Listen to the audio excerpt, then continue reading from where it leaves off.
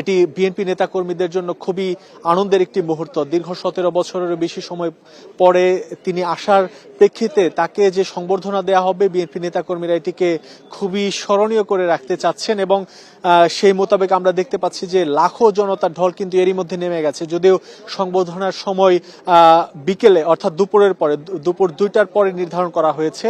এই সংবর্ধনা স্থলে তিনি আধা ঘন্টা সময় নির্ধারণ করে রেখেছেন। যদিও বিএনপির পক্ষ থেকে বা যারা আয়োজক কমিটি তারা বলছেন যে সংবর্ধনায় গিয়ে তারেক রহমান হয়তো 10 থেকে 15 মিনিট বক্তব্য রাখতে পারেন, কারণ তিনি ছুটে যাবেন, দ্রুতই ছুটে যাওয়ার চেষ্টা করবেন তার মায়ের কাছে, যেটি আগে বলছিলাম অসুস্থ মা বেগম খালেদা জিয়া হাসপাতালের আছেন, সিসিইউতে আছেন চিকিৎসাধীন, তাকে দেখতে যাবেন এবং সেখানে তিনি সূচি অনুযায়ী ঘণ্টাখানেক অবস্থান করবেন।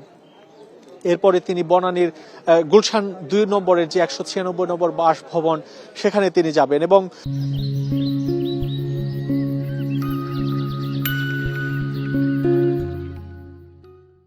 তারেক রহমান দেশে আসার পরে কি পরিকল্পনা, এটি আগামী 2 দিন কি করবেন তিনি, এটি কিন্তু এরই মধ্যে বিএনপির পক্ষ থেকে জানানো হয়েছে। আমরা জানি যে আগামীকাল শুক্রবার বাদ জুমা তিনি গুলশানের বাসভবন থেকে বের হবেন। এরপর শহীদ প্রেসিডেন্ট জিয়াউর রহমান, বাবা রাষ্ট্রপতি সাবেক প্রেসিডেন্ট জিয়াউর রহমানের সমাধিস্থলে যাবেন, সেখানে বাবার কবর জিয়ারত করবেন। সেখান থেকে তিনি ছুটে যাবেন মুক্তিযুদ্ধে বীর শহীদদের স্মৃতিস্তম্ভ জাতীয় স্মৃতিসৌধে শ্রদ্ধা জানাতে।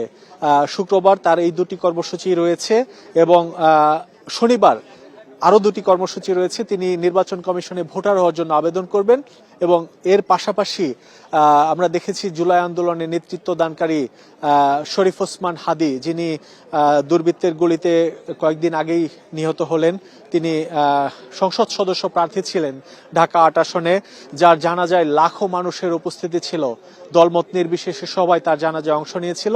তার সমাধিস্থলে যাবেন তার কবর জিয়ারত করার জন্য। আমরা যতটুকু জেনেছি এর পাশাপাশি আগামী 2 দিন তিনি দলের জ্যেষ্ঠ নেতাদের সাথেও একটা সময় বসবেন।